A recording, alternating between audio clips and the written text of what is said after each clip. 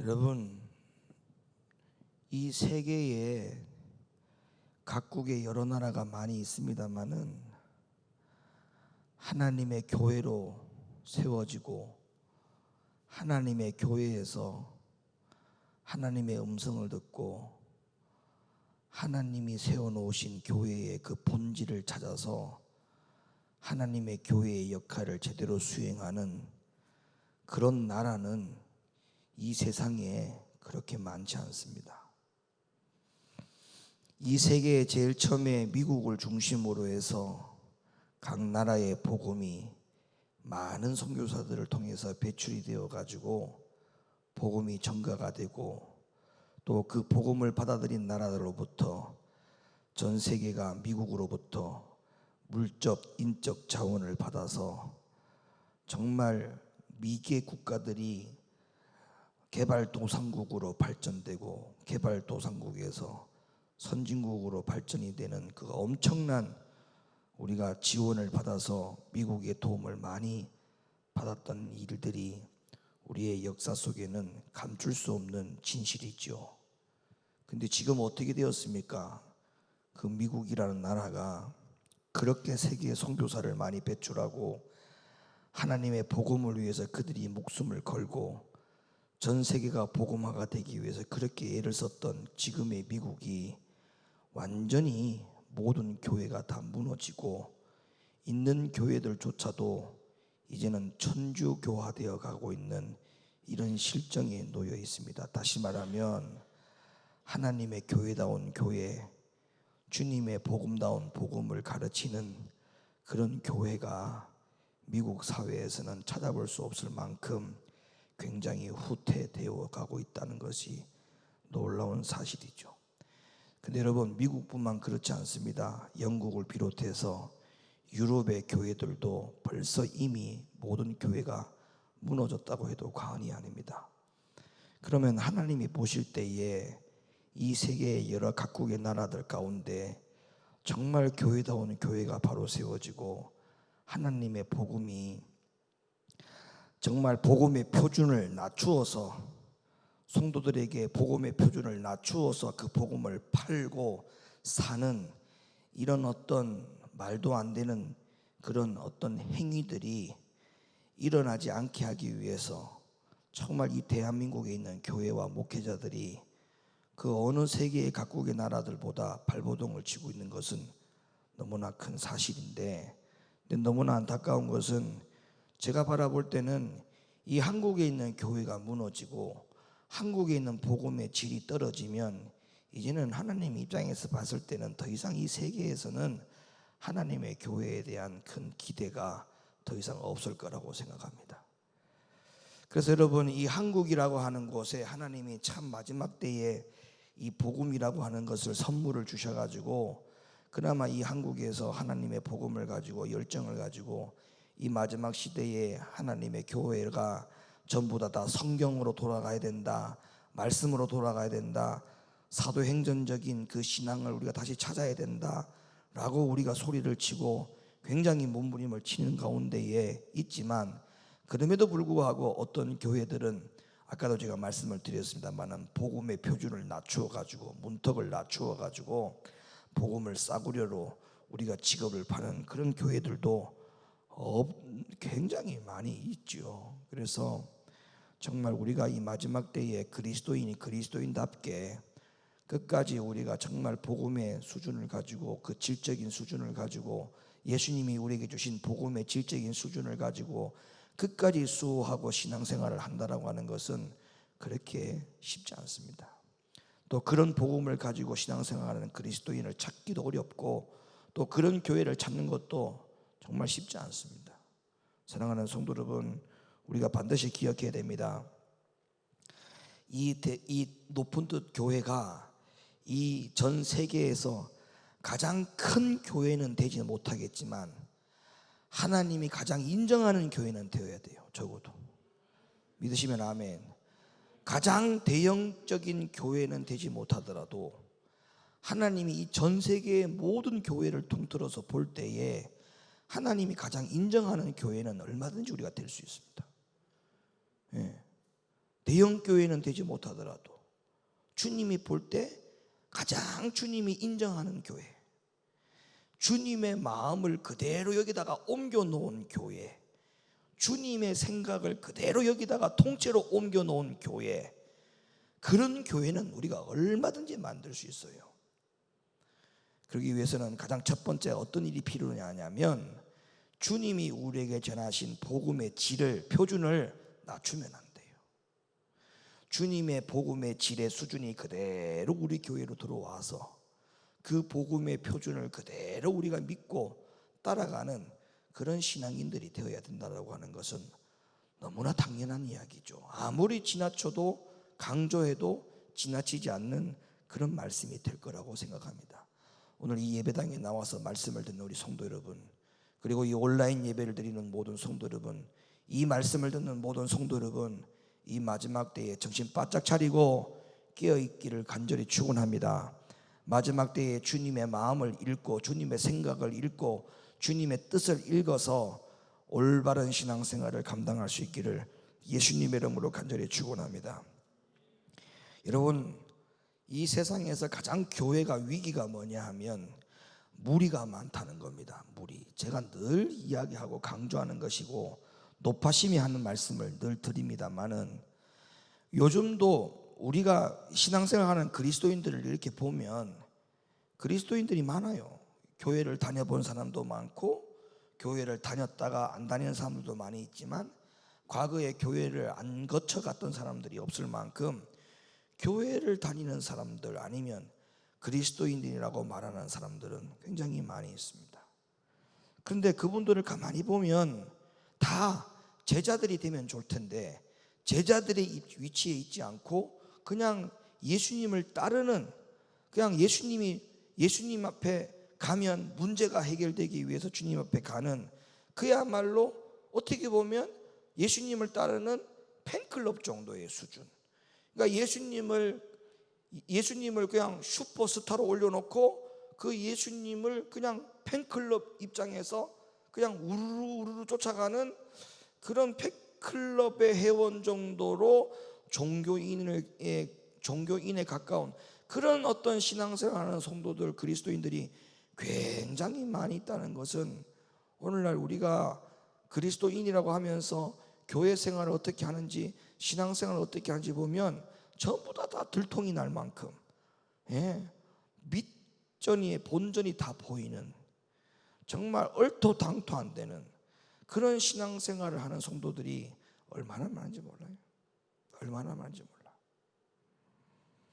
인기가 높을 때는 민물처럼 몰려들고 인기가 떨어지면 더 이상 자기 자신에게 기쁨이나 만족을 주지 않는 것처럼 여지없이 등을 돌리고 떠나는 어떤 팬클럽의 전형적인 모습들이 오늘날 교회 안에 성도들 모습 속에 굉장히 많습니다.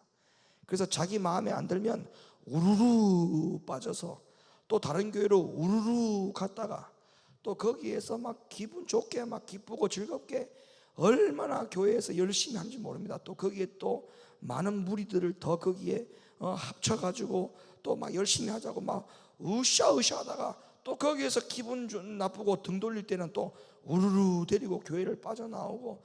여러분, 지금은요 새신자가 교회에 오는 경우가 거의 없어요. 이제는 초신자, 정말 하나님을 모르는 이방인들이 교회에 오는 경우는 거의 없어. 거의 다가 이쪽 교회에서 다니던 사람들이 이쪽 교회로 옮겨가는, 그러니까 교회에서 교회로 옮기는 그런 어떤 이 교회의 어떤 분위기가 벌써 이미 오래전부터 그렇게 흘러가고 있습니다. 흘러가고 있어요. 그래서 한 10년 전에 만났던 성도들 오래간만에 만나면 그 교회 지금 없어요. 벌써 이미 교회를, 다른 교회를 몇 번 옮겨가지고 우연히 만났더니 10년 전에 집사님이 우리 교회에서 같이 만나는 거야. 여러분, 우리 안에는 절대 이런 모습을 가지고 신앙생활하면 안 됩니다. 교회에서 찬양하고 기도할 때는 열정적으로 하죠. 교회를 위해서 맡은 일에 대해서는 최고로 헌신을 보여줄지 모르겠으나 예수님께서 하나님의 말씀 속에, 고난 속에 함께 들어가라, 진리에 순종하라, 좁은 길을 걸어라 이렇게 명하면 순종 안 해요. 왜 순종 안 하느냐 하면 예수님을 믿지만 그분이 나의 삶을, 교회가 내 삶을 간섭하는 것은 싫은 거죠. 이런 사람들은 기독교 신앙을 단순히 복을 받고 지옥을 면제해주는 그냥 공짜 티켓 타려고 교회를 다니는 사람이 아닌가 할 정도로, 의심이 될 정도로 신앙생활을 그렇게 하는 사람들이 있습니다. 교회를 안 가자니 지옥 갈 것 같고, 교회를 가면 지옥을 면제해주는 티켓이 나올 것 같고, 여러분 그렇게 신앙생활하는 게 아니에요. 그렇게 신앙생활하는 게 아니에요. 정말 올바른 신앙생활은 뭔지 아세요? 주님이 오늘 밤에 내 영혼을 찾으실 때 내가 주님 앞에 주여 내가 여기 있나이다라고 자신 있게 말할 수 있는 사람이 돼야 돼요. 예? 제일 어리석은 신앙생활 하는 사람이 언제인 줄 압니까? 자기가 죽을 날이 굉장히 오래 남은 줄 알고, 아니 내가 오늘 죽을지 내일 죽을지에 대해서 전혀 생각을 안 하고 그냥 거기에 대해서는 아무런 준비를 하지 않고 내가 내일 직장생활을 어떻게 할 것인지, 내일 학교 가서 어떤 공부를 할 것인지, 내일 내가 어떤 일이 있는데 그 일을 내가 어떻게 소화하고 마무리할 것인지, 그런 생각만 온통 머릿속에 맴돌고 살아가는 이런 사람이 바로 종교인이에요. 종교인이에요. 그 사람은 신앙생활 하고 있는 게 아니에요. 그러면 도대체 주님은 언제 필요한 겁니까? 스스로를 한번 질문해보고 스스로 한번 대답을 해보세요. 그러면 당신은 예수님이 언제 필요한가? 아니 오늘도 나의 계획을 위해서 계획을 세우고 내 삶을 위해서, 내일도 내 삶을 위해서 계획을 세우고 있다면 그러면 당신은 주님이 언제 필요한가? 그러면 주님이 언제 필요한가라고 하는 질문 속에 답을 할 때에 내가 일이 잘 안 풀릴 때 그때 또 주님이 필요하다는 이거 아닙니까? 그게 바로 종교생활이라는 거예요.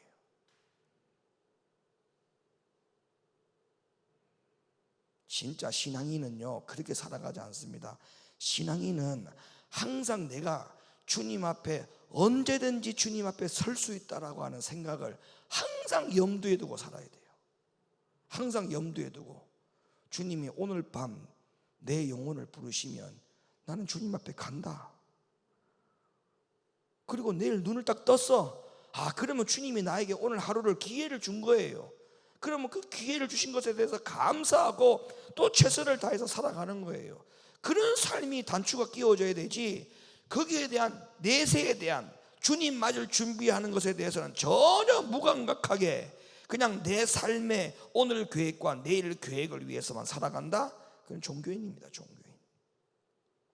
종교인이에요. 주님이 언제 필요하다는 거예요 도대체?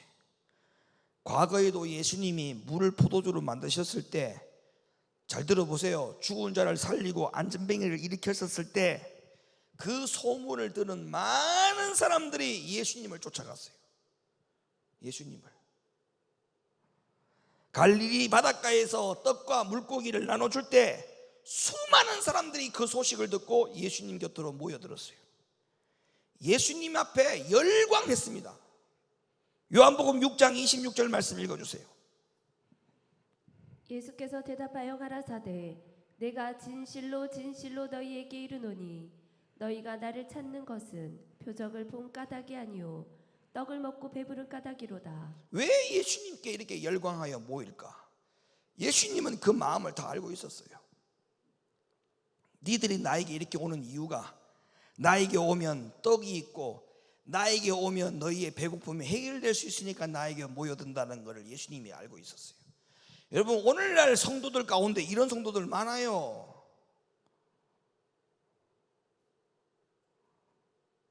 이런 성도들이 얼마나 많은지 모릅니다.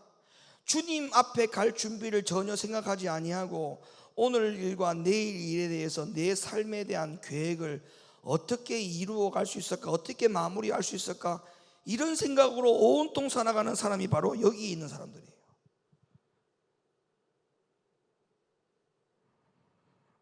오늘날 이런 팬클럽 회원은 많은데 제자가 없다는 것이 오늘날 교회의 모습입니다. 제자가 없다는 것이. 그래서 여러분 교회를 다니는 사람들도 우리가 특별한 어떠한 목적이 반드시 있어야 돼요. 여러분, 내가 여러분에게 늘 이야기하지만 우리 교회 높은데 교회를 왜 옵니까? 라고 질문을 하면 여러분은 언제든지 내가 오늘 가서 반주해야 되는데요, 아니면 내가 찬양 맡은 게 있어서 교회 가야 되는데요, 여러분 그런 대답하면 절대 안 돼. 이 교회를 왜 오시냐고. 이 교회를 왜 오시느냐라고 하는 질문에 여러분은 답을 할 줄 알아야 돼요. 예? 반주를 맡아서 찬양 인도를 해야 되기 때문에, 아니면 내가 맡은 직분이 있어서 그것 때문에 이 교회로 오면 안 돼요. 주일날 밥 해야 되니까, 아니면 청소해야 되니까 오늘도 교회 온 거예요? 아니에요. 내가 오늘 이 교회를 오는 이유는 주님의 제자가 되기 위해서 교회를 온다라고 하는 고백을 해야 돼요. 주님의 제자가 되기 위해서. 여러분의 신앙이 제자가 되는 사람으로 성장돼야 되지, 그냥 예수님을 따라다니는 무리 속의 한 사람으로 신앙생활을 하겠다는 생각을 가지고 이 교회를 오면 굳이 이 교회를 오지 않아도 돼. 이해가 되십니까? 굳이 이 교회를 오지 않아도 돼요. 그리고 높은 교회를 올 정도가 되면 적어도 제자가 되기 위해서 와야지, 무리가 되기 위해서는 이 교회를 굳이 안 와도 돼. 그런 교회는 우리 교회가 아니더라도 얼마든지 많아, 이 세상에는. 얼마든지. 그러니까 목사님한테 가령 예를 들어서 어떤 협박도 하지 마요. 내 소원을 안 들어주면 난 이 교회 안 다닐 거라, 그런 협박이 안 통해 나한테는. 왜? 이 교회는 제자가 되기 위해서 오는 것이지 무리가 되기 위해서 오는 교회가 아니에요. 그런 교인으로 되고 싶으면 굳이 우리 교회로 오지 않아도 무리 속에 살아가는 교회 얼마든지 많아. 또 거기에서 신앙생활 하다가 본인 기분 나쁘면 또 다른 교회로 옮겨가겠지만, 그러나 그 사람에게는 천국이라고 하는 티켓이 보장될지는 모르겠어요. 왜? 성경에서는 무리에는 구원이 없다고 했어. 제자들만 구원이 있다고 했지. 그죠? 제자에게 구원이 있지 무리에게는 구원이 없다고 했기 때문에 그 사람들에게는 구원의 티켓이 있을지는 저는 장담할 수 없습니다.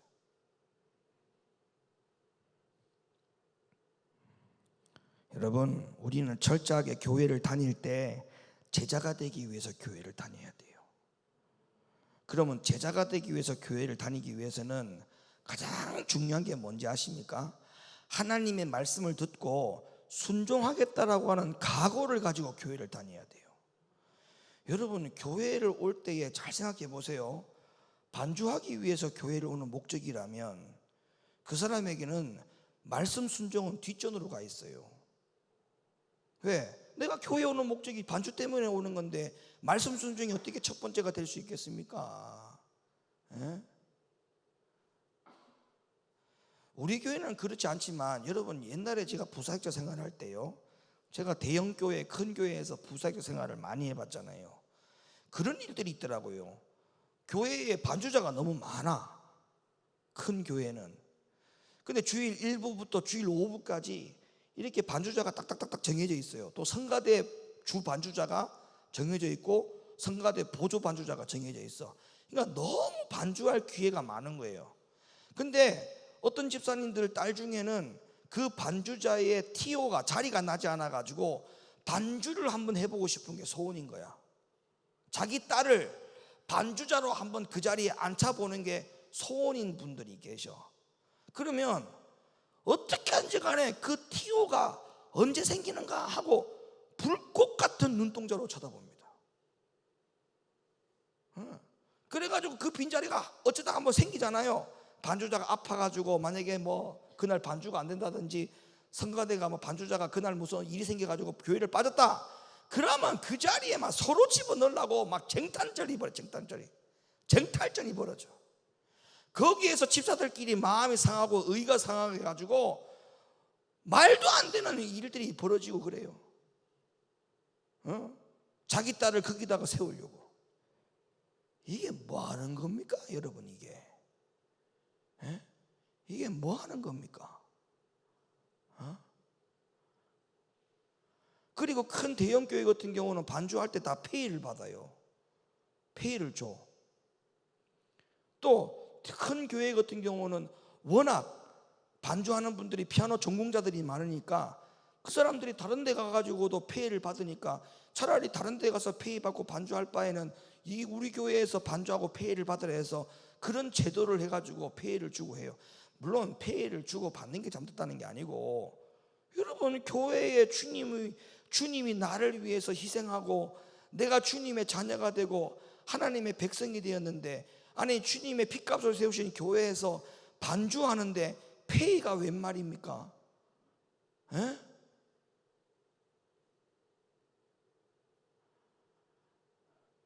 여러분 이게 완전히 본질이 잘못됐어요. 완전히 본질이 잘못됐어. 여러분 교회에 오는 목적은 그런 것 때문에 교회에 오는 목적이 되면 안 된다는 것을 제가 오늘 여러분에게 강조하여 말씀을 드리는 겁니다. 교회에 오는 목적은 다른 거 없어요. 제자가 되기 위해서 오는 거예요. 내가 어제의 나의 모습이 그냥 예수님을 쫓아다니는 여러 무리들 중에 나도 무리였다면, 내가 오늘은 제자의 반열 안에 들어와서 예수님이 나를 알아주는 제자가 돼야 되겠다. 그 신앙과 그 믿음으로 성장할 수 있는 목적을 가지고 이 교회를 들어와야 돼요. 예? 그런데 1년 전도 내 모습이 무리고 5년 전에 나의 신앙생활의 모습도 교회 안에서 여전히 무리고 10년 전에 나의 신앙생활과 교회 생활의 모습이 무리라면 그 사람은 도대체 어떻게 할 겁니까? 예? 여러분 무리는 주님이 기억 못해요. 제자는 주님이 기억합니다.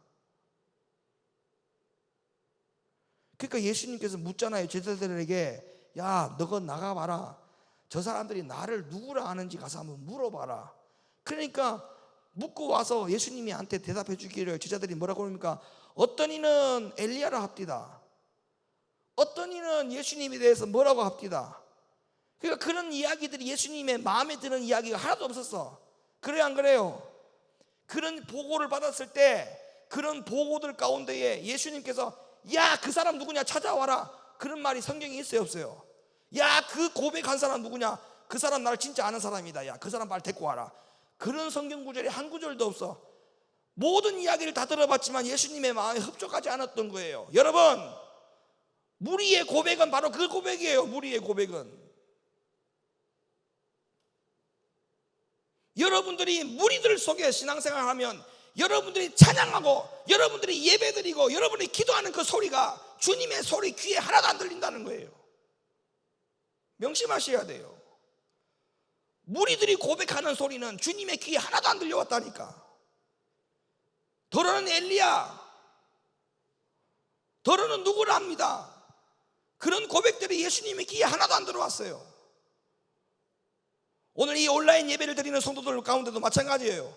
여러분이 무리들 속에 들어있어서 하나님을 찬양하고 하나님 앞에 예배하는 그 소리가 주님의 귀에 하나도 안 들릴 수도 있다는 사실을 기억해야 됩니다. 예수님이 다시 물어요. 그러면 도대체 너희들은 나를 누구라느냐? 그때 베드로가 하는 말이 주는 그리스도시요 살아계신 하나님의 아들이다. 주님이 바요나 시모나 네가 복이 있도다. 베드로를 칭찬하는 장면이 우리는 성경에서 확인할 수 있죠. 예수님은 누구의 말에 귀를 기울였어요? 제자의 말에 귀를 기울였어요. 제자의 말에.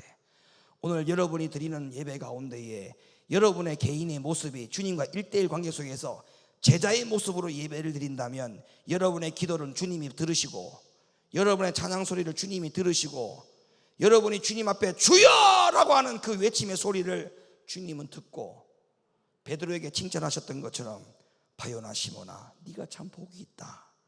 주님은 우리에게 화답해 주실 줄로 믿으시면 두 손 들고 아멘 하시길 바랍니다. 할렐루야. 제자 돼야 돼요. 제자. 무리는 소용없어요. 그러면 제자가 되기 위해서는 제가 분명히 아까 말씀드렸죠. 어떻게 된다고요? 하나님의 말씀을 듣고 순종하겠다라고 하는 결심을 가지고 와야 돼. 그게 제자의 모습이에요. 성경의 무리들 보세요. 예수님을 따라다녔던 무리, 떡과 물고기에만 관심이 있었던 무리, 자기가 병이 걸렸는데 자기가 빨리 병 고쳐져야 된다라고 하는 그런 어떤 극에 대한 목적을 두고 주님을 따랐던 무리, 그 무리들은 주님께서 좁은 길로 들어가야 된다, 자기 십자가를 지고 나를 쫓으라고 하는 그 모든 말에 다 떠났어요. 다 떠났어. 그리고 맨 마지막에 끝까지 남아있는 무리들도 다 떠난 이유가 뭐예요? 주님이 십자가를 지니까 다 떠나버렸어. 다 떠나버렸어.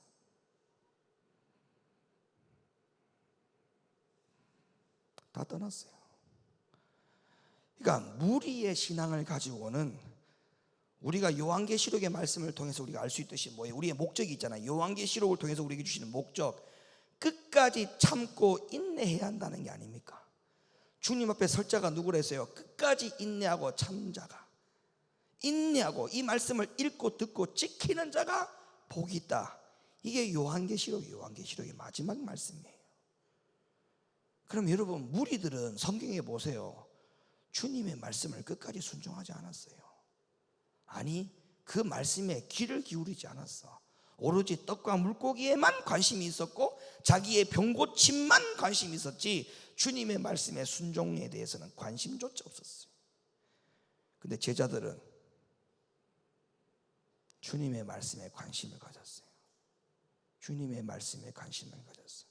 베드로도 끝내 십자가를 거꾸로 지고 순교를 당하고, 끝내 주님의 말씀에 그들이 귀를 기울였어요. 우리 높은 교회 성도 여러분, 여러분들은 주님의 말씀 때문에 제자가 되어야 되겠다라고 하는 마음을 가지고 평생을 신앙생활 감당할 수 있기를 예수님의 이름으로 간절히 축원을 드립니다. 제가 지난번에도 한번 이 이야기를 했던 것 같은데, 교회를 다니는 사람들 가운데에 교회를 다니는 이유 중에 교회를 왜 다니느냐고 설문조사를 했더니 어떤 결과가 나왔다고 제가 말씀을 드렸죠? 오직 2%의 사람만이 하나님 말씀 때문에 교회를 다니고 있다, 이렇게 말을 하고, 나머지 98%는 다른 이유를 대면서 자신은 교회를 다니고 있다라고 이유를 했는데, 그 첫 번째 이유가 맡은 직분과 사명이 있어서 교회를 다니고 있다. 두 번째로 높은 그 설문조사가 교제가 좋아서, 교회 안에 들어와서 사람 사귀는 게 좋아서, 이것 때문에 교회를 다닌다가 하는 것이 2위를 차지했어요. 3위가 뭔지 아세요? 우리 목사님이 좋아서. 여러분, 목사님이 좋아서 교회 다니면 안 돼요. 여러분들은 저를 안 좋아해도 돼. 여러분은 나를 좋아해서 교회를 다니지 마세요. 목사님이 좋아서 교회를 다닌다가 3등, 4등이 뭔지 아세요? 찬양이 좋아서 교회를 다닌대.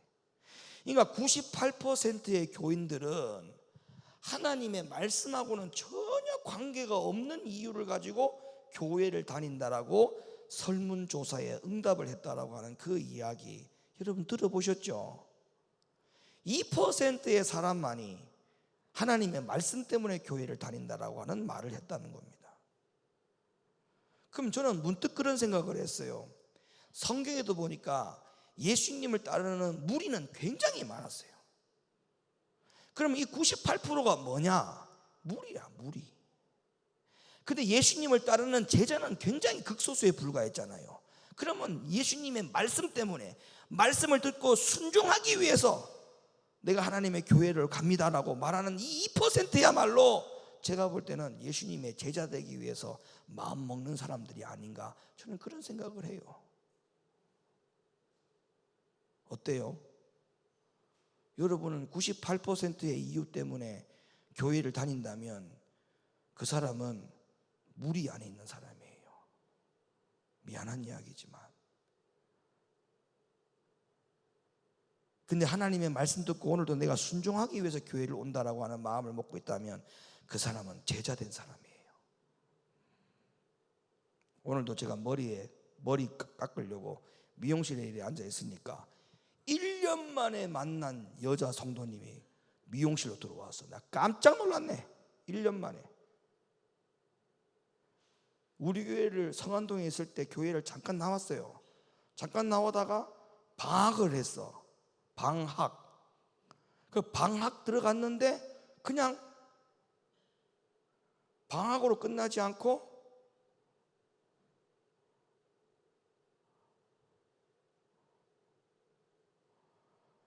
본인이 그만두는 거 뭐라고 그래? 학교 다니다가 자퇴를 해버렸어 그냥. 그래서 머리 깎다가 유 권사님이 누구누구 이름을 대면서 누구누구 왔네? 이러더라고. 난 처음에 잘 못 들었어. 누구누구 왔나길래. 왜냐면 안경을 벗고 머리를 깎다 보니까 제가 잘 모르잖아. 이게 시야가 확보가 안 되니까. 그래서 권사님이 머리를 깎으면서 누구누구 왔네? 혼잣말로 하시는 거예요. 그래서 난 누가 왔는가 보다 생각했지. 근데 서서히 가까이 오더라고. 가까이 옆에 오더라고. 보니까 누구누구 성도야. 그래서 내가 오랜만입니다 그랬더니 자기도 나를 딱 쳐다보면서 둘 다? 에? 그래서 왜 교회를 안 옵니까? 라고 물어봤더니 내가 뭐 답을 별로 기대하지는 않았는데 뭐 그런 대답이 나올 줄 알고 내가 질문한 건데 역시나 다를까 뭐가 먹고 살기 위해서부터 시작해가지고 모든 이야기의 스토리가 교회를 못 나오는 이유가 다 그런 이유야. 시간이 없다. 먹고 살아야 된다. 근데 내가 그분한테 이렇게 얘기했어. 권사님도 옆에서 들었어요. 이렇게 얘기했어. 누구누구 성도님, 내가 하나만 물어봅시다. 그러면 이 지구상에 교회 다니는 사람들이 다 시간이 남아 돌고 다 무슨 직장 생활도 없고 직장도 없고 뭐 놀고 먹는 사람들만큼 교회 다닌다는 말입니까? 교회 다니는 사람들 중에 다 성도님처럼 직장 있고 다 성도님처럼 바쁘고 그럼에도 불구하고 교회 신앙생활 한다. 그거는 이유를 댈 필요가 없다. 뭐가 중요하다는 것을 본인이 목표를 세워놓지 못한 것이 문제지, 내가 뭐가 더 중요하다는 것이 목표가 세워지면 뭐 자기가 자기 일 때문에 교회에 못 나온다는 이야기를 어떻게 할 수 있겠어요? 여러분, 우리는 교회 왜 나와요? 여러분, 시간 남아 돌아서 여기 옵니까 지금? 아니잖아요. 이게 더 중요하다는 것이 우리 인생에 목표가 있기 때문에 만사를 제쳐두고 하나님 앞에 예배 생활 먼저 하고, 그리고 난 다음에 두 번째로 내 일을 하는 이 우선순위가 하나님의 말씀 때문에 세워져서 살아가기 때문에 우리 교회 나오는 거 아닙니까? 똑같은 거예요. 그러면 교회 안의 사람과 아직까지 교회 안에 들어오지 못한 사람이, 우리가 여기가 제자고 교회 안에 들어오지 못한 사람이 무리라고 했을 때, 교회 안에 더 쪼개어서 생각해 보면 교회 안에 몸은 다 앉아 있는데 내 믿음의 양심이 아직까지 무리 속에 있고 제자 속에 있는 사람으로 또 나뉘어질 수 있어요. 나뉘어질 수 있어요. 거기에 대한 핵심의 가치가 뭐라고요? 하나님의 말씀에 순종하려고 교회를 오는 사람은 제자로 가는 사람이고, 그 외에 다른 이유 때문에 교회를 다니는 사람은 다 무리의 세상 생각, 무리 속에 갖고 있는 그런 생각을 가지고 신앙생활을 한다고 보면 되는 겁니다.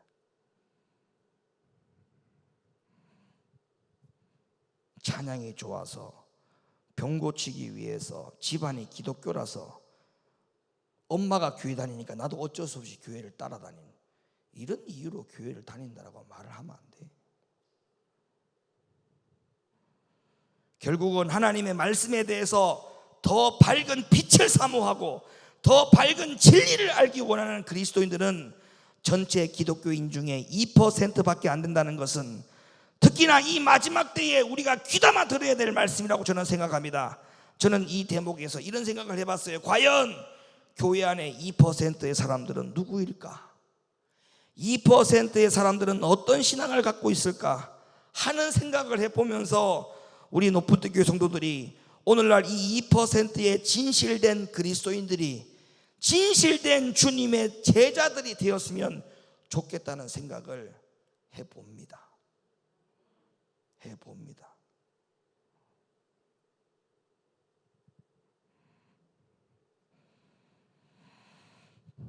저는 낚시를 좋아하는데,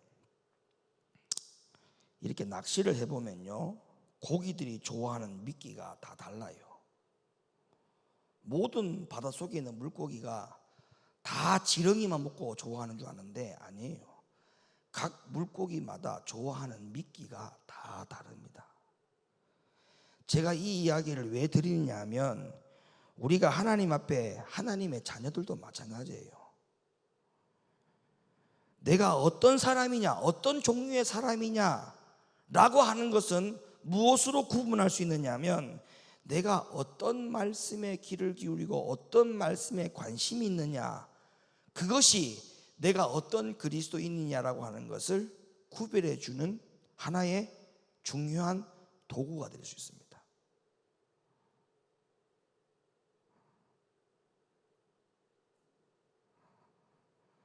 여러분, 우리가 비싼 물고기를 잡잖아요. 옥돔이라든지 이런 비싼 물고기를 잡는 데는 여러분 미끼가 굉장히 많이 들어가요. 예. 이동희 감독님 맞죠? 예. 비싼 물고기를 잡으려면 그만큼 미끼에 들어가는 돈이 많아집니다. 예.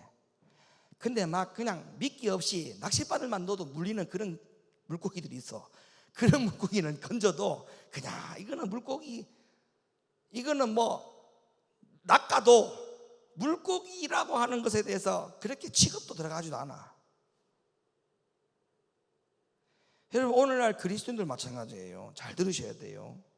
내가 현재 어떤 영적인 상태를 갖고 있느냐, 내가 영적으로 얼만큼 성장한 성도냐, 내가 어떤 그리스도인이냐, 아까도 얘기했잖아요. 제자냐, 무리에 속한 사람이냐, 그 모든 것을 총괄하는 구분 방법이 뭐다? 내가 어떤 말씀에 귀를 기울여 사느냐, 거기에 중점이 달려 있어요. 여러분, 정말 영적으로 수준이 있고 정말 내가 하나님 말씀대로 순종하려고 살려고 하는 이런 사람들은 하나님의 말씀에 죄에 대한 것에 대한 관심이 많습니다. 네. 그리고 이 마지막 때에 내가 어떻게 뭘 조심해야 되는지에 대한 하나님의 말씀에 굉장히 관심이 많아요. 그런 말씀이 관심이 많을 정도일수록 영적 상태가 아주 깨어 있고 성장하고 있다라고 하는 것을 증명해 보이는 거예요. 그런데 말씀을 들어도 그냥 한쪽 귀로 듣고 한쪽 귀로 흘리고 말씀에 대한 귀중함도 없고 소중함도 없고, 주일날 아니면 내가 말씀을 잘 못 들었다면, 아니면 거기에 대한 좀 애착이 있으면 그 말씀을 다시 집에 가가지고 내가 오늘 말씀을 놓쳤던 부분들이 있는데 내가 이 말씀을 좀 다시 한번 들어봐야 되겠다라고 하는 그런 좀 애살이를 가지고 그 말씀에 더 귀를 기울일 겁니다. 그런 조차도 없어. 말씀을 듣다가 40분 50분 설교가 필름이 반 이상 끊겼는데도 거기에 대해서 전혀 심각한 걸 몰라. 에? 여러분, 이런 성도는요, 본인이 지금 영적으로 죽어가고 있다고 해야 돼. 생각을 해야 돼. 거기에 대해서 전혀 심각한 걸 몰라. 너무 안타까워요. 본인이 지금 영적으로 죽어가고 있다는 걸 알아야 돼. 그게 바로 갈급함이 없다는 거거든요. 말씀에 갈급함이 없다는 거는 영적으로 병들어가고 있다고 보면 되는 거예요.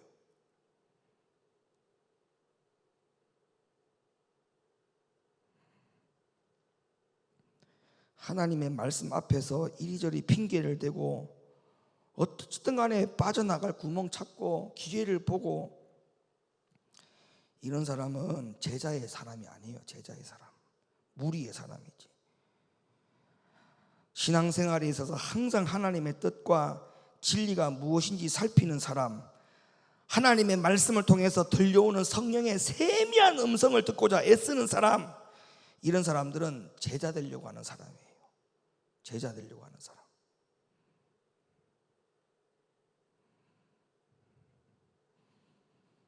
마지막 시대에 교회에 심각한 문제가 있다는 것에 대하여 계시록에서는 라오디게아 교회에 대한 이야기를 하면서 분명히 하나님이 예언한 말씀이 있죠. 자, 계시록 3장 14절부터 17절 말씀 한번 읽어줘요. 라오디게아 교회의 사자에게 편지하기를, 아멘이시오, 충성되고 참된 증인이시오, 하나님의 창조의 근본이신 이가 가라사대, 내가 네 행위를 아노니 네가 차지도 아니하고 덥지도 아니하도다. 네가 차든지 덥든지 하기를 원하노라. 네가 이같이 미지근하여 덥지도 아니하고 차지도 아니하니 내 입에서 너를 토하여 내치리라. 네가 말하기를 나는 부자라, 부요하여 부족한 것이 없다 하나 네 공고한 것과 가련한 것과 가난한 것과 눈먼 것과 벌거벗은 것을 알지 못하도다. 여러분, 본인이 본인 입으로 나는 부자입니다, 나는 부요한 사람입니다, 나는 부족한 것이 없습니다, 꼭 이렇게 말을 해야 그 사람이 그런 사람이라고 말하는 게 아니에요. 여러분, 제가 지금 이야기했잖아요. 아니, 분명히 제자가 되기 위해서 애를 쓰고 노력하는 사람은 하나님의 말씀에 대해서 굉장히 애살이가 있고 애착을 가지고, 어떻게 내가 요즘 신앙생활을 잘 못하고 있는 부분에 대해서 내가 말씀으로 깨어지고 부셔지고 하는 이런 훈련들을 내가 하지 않으면 살 수 없다. 아까도 내가 처음에 얘기했잖아. 내가 오늘 내 영혼이, 오늘 밤에 주님이 오라고 하면 내가 가야 되고, 내일 주님이 내 영혼 보고 오라고 하면 가야 될 파인데, 내가 언제든지 주님이 부르면 내가 가야 될 사람인데 내가 이렇게 살아서는 안 된다. 정말 내가 정말 믿음 신앙생활 정신 똑바로 차리고 안 하면 안 된다. 이런 어떤 생각을 가지고 영적인 어떤 각성을 가지고 살아가는 제자는 분명히 하나님의 말씀을 듣고 뭔가 깨달으려고 힘쓰고 애를 써야 될 터인데, 하나님의 말씀에 별로 관심이 없다니까요. 그조차 바로 그 행실조차가 바로 뭐냐, 하나님이 볼 때에 부요한 자라, 부자라, 자기는 부족한 것이 없다라고 하는 사람과 같아 보인다 이 말이에요. 근데 주님이 봤을 때는 영혼이 죽어가고 벌거벗은 것과 같이 보이는데 자기는 그런 것을 전혀 알지 못한다. 알지 못한다. 알지 못한다. 알지 못한다. 여러분, 우리가 몸이 조금만 아프고 무슨 문제 한번 있어 보세요. 당장 해결하려고 쫓아가지 않겠습니까? 여러분이 내일 아침에 예를 들어서 병원에 어떤 몸이 안 좋아서 병원에 갔어. 근데 병원의 의사가 대뜸 이상한데요, 지금 당장 큰 병원으로 가보십시오. 그럼 여러분들 집으로 갑니까? 큰 병원으로 갑니까? 대답해 보세요.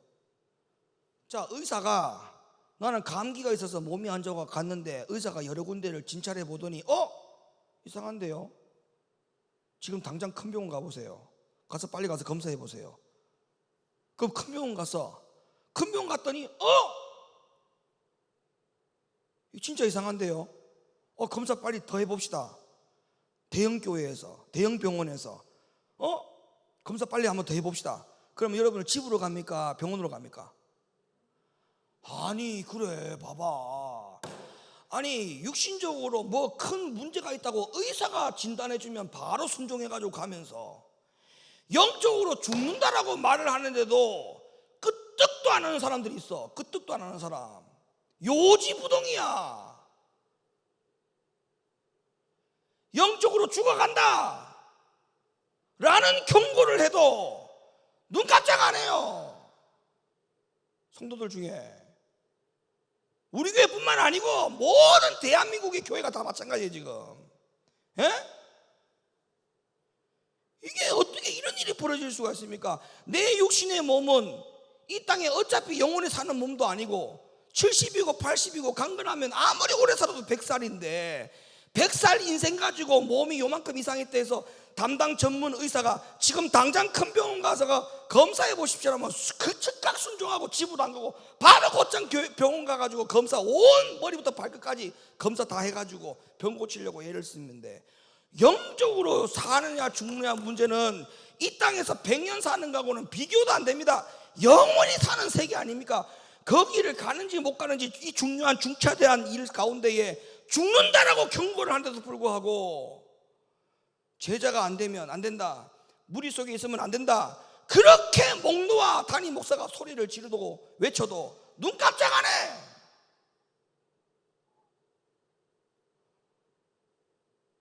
이런 신앙생활을 지금 하고 있어요. 한국 교회가 지금 이런 신앙생활을. 우리 교회가 지금 이렇게 신앙생활하면 되겠습니까?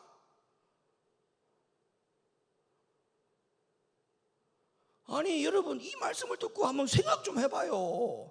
목사님 말이 맞는가 안 맞는가? 이게 여러분 가운데에 협박의 이야기로 들리면 안 되고 정말 나를 살리기 위한 말로 들려야 돼, 이 말이. 아멘. 아니, 내가 지금 당장 내 몸이 내일 어떻게 될지 모른다라고 말하면 집으로 안 가고 바로 병원으로 가면서 내 영혼이 지금 죽느냐라고 하는 말을 경고를 듣는데도 다 집으로 가 앉아 있어요. 집으로 가 TV 앞에 앉아 있고, 예? 이래 갔을 때 되겠어요? 이렇게 해가지고 지금.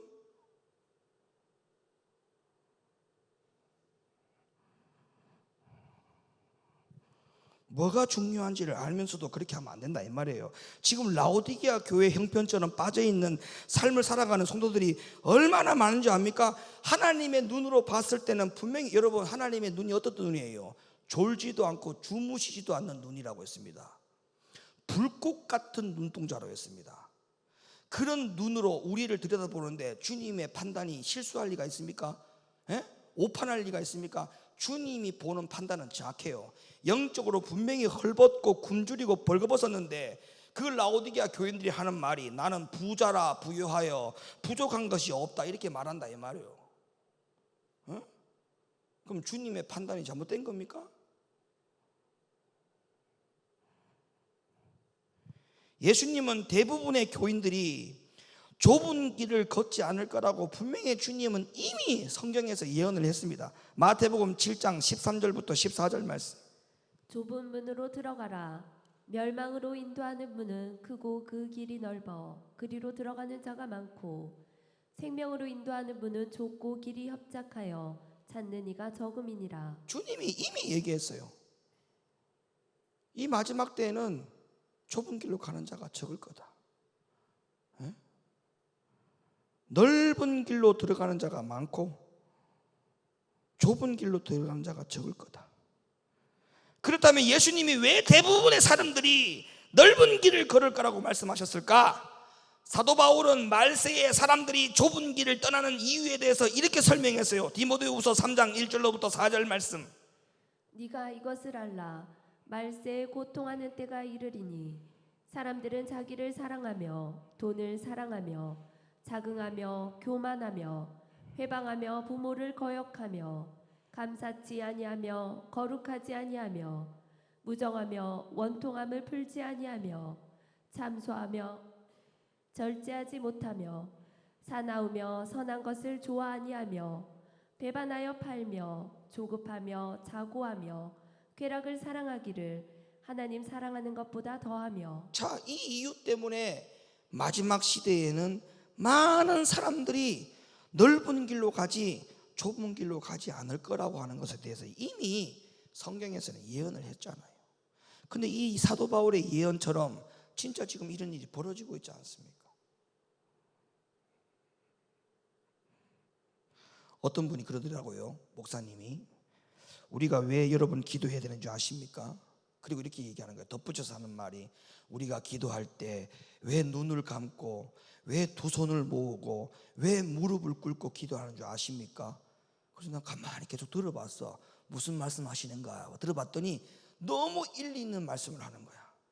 우리가 눈을 감고 기도할 때 주님은 불꽃 같은 눈동자로 졸지도 않고 주무시지 않는 그 눈동자로 우리의 모든 삶을 살펴보기 위함이고, 우리가 두 손 모을 때 하나님은 능력의 팔을 펴서 우리의 일을 대신하기 위한 것이고, 우리가 무릎 꿇고 기도할 때 주님은 보좌에서 벌떡 일어서서 우리를 위하여 일하시기 위해서 우리가 그렇게 기도하는 겁니다라고 말을 할 때, 야, 내가 박수가 나오더라고. 그래, 맞아. 그런데도 기도 안 해. 야, 그런데도 기도 안 한다. 그런데도 내가 요즘 목이 쉬어가지고 기도 안 한다. 기도 안 해.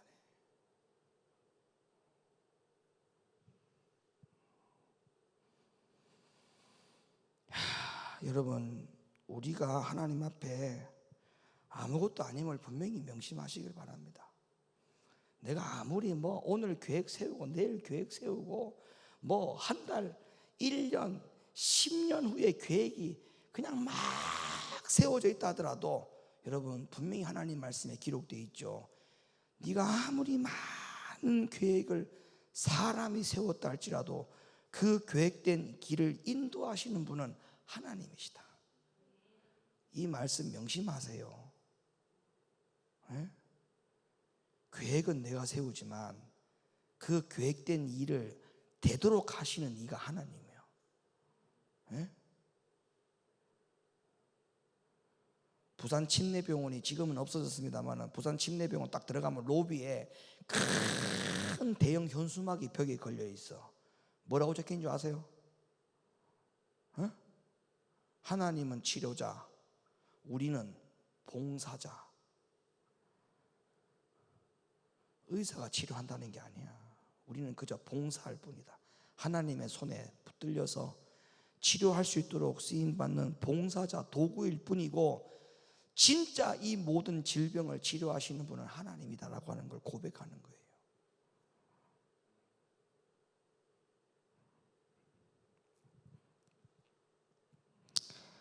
여러분, 지금 이렇게 말씀을 들을 수 있을 때 말씀 듣고 깨어 있어야 됩니다.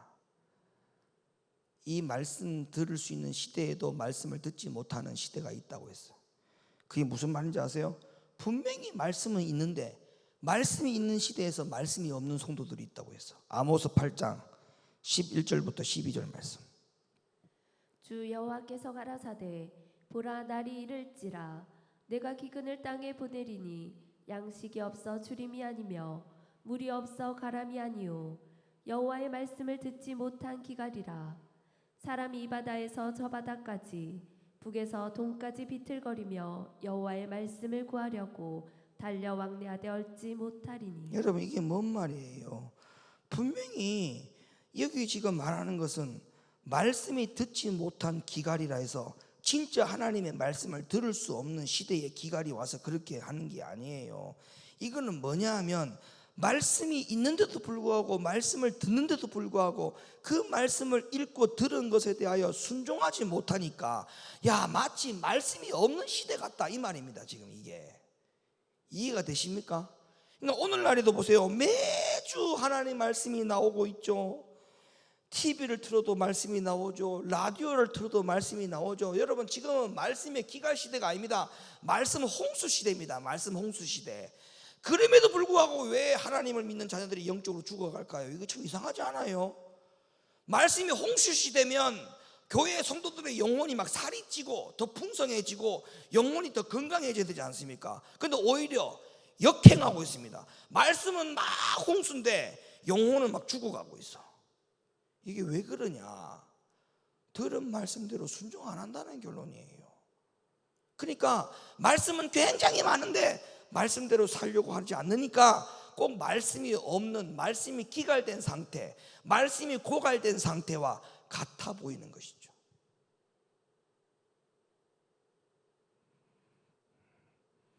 지금 이러한데 앞으로의 시대가 이거보다 더하면 더했지 덜 하지는 않을 겁니다. 그래서 성경은 라오디게아를 우리들 가운데 교회의 맨 마지막 교회로 우리에게 분명히 예언하고 있잖아요. 그 라오디게아 교회 시대가 끝나면 주님이 재림하십니다.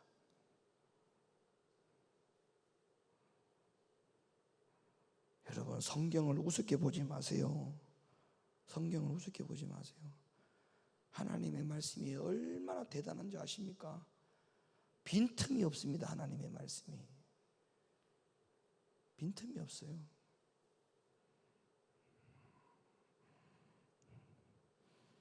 그래서 처음에 드렸던 말씀을 다시 드립니다. 우리가 교회를 나오는 이유가 뭐다? 제자가 되기 위해서 나와야 된다. 무리로서의 신앙생활은 빨리 종식돼야 된다. 무리에서 제자로 바꿔야 된다. 바꿔야 된다. 제자가 되는 신앙생활을 하려고 마음먹는 사람은 뭘 가지고 신앙생활을 한다고요? 교회에 올 때 말씀 가지고 신앙생활을 한다고요. 말씀. 말씀에 들은 말씀을 내가 순종하겠다. 거기에다가 관심을 가지는 사람은 제자로서 살아가는 사람. 말씀을 들어도 듣는갑다, 아니면 아닌갑다. 말씀을 놓쳐도, 말씀 시간에 말씀 다 놓쳤는데도 불구하고 그 말씀을 다시 들으려고 하는 마음도 생각도 없이 살아가는 사람, 이런 사람은 무리. 영혼 못 지킵니다. 영혼 못 지켜. 영혼이 막 병들어가고 죽어가는 상황이. 여러분, 우리가 육신의 병도 여러분 골든 타임을 놓치면 살릴 수가 없어요. 골든타임을 놓치면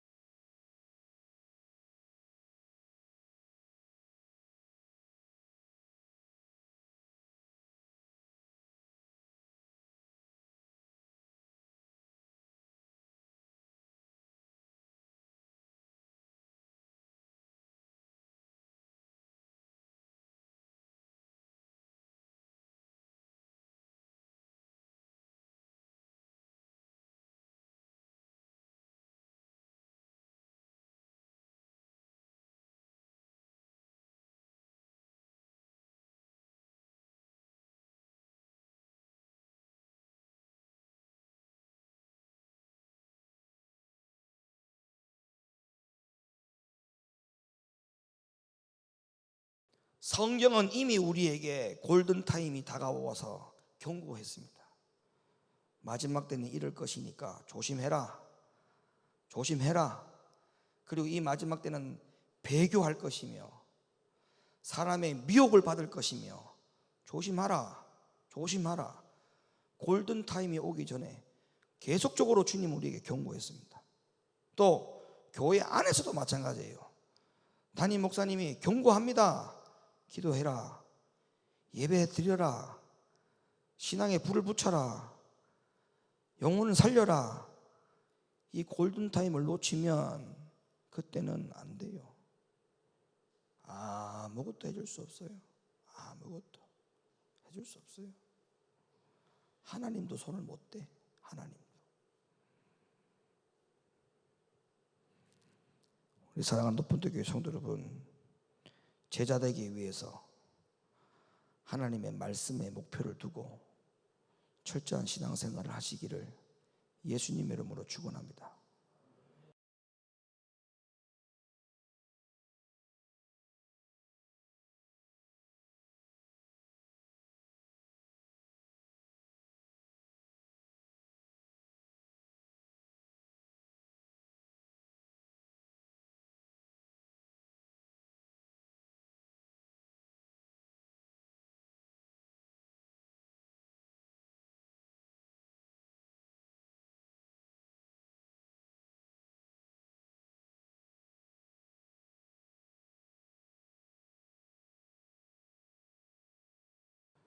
이런 믿음 신앙생활을 제대로 감당하기를 예수님의 이름으로 간절히 축원합니다.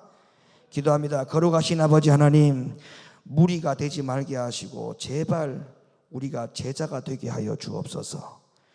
교회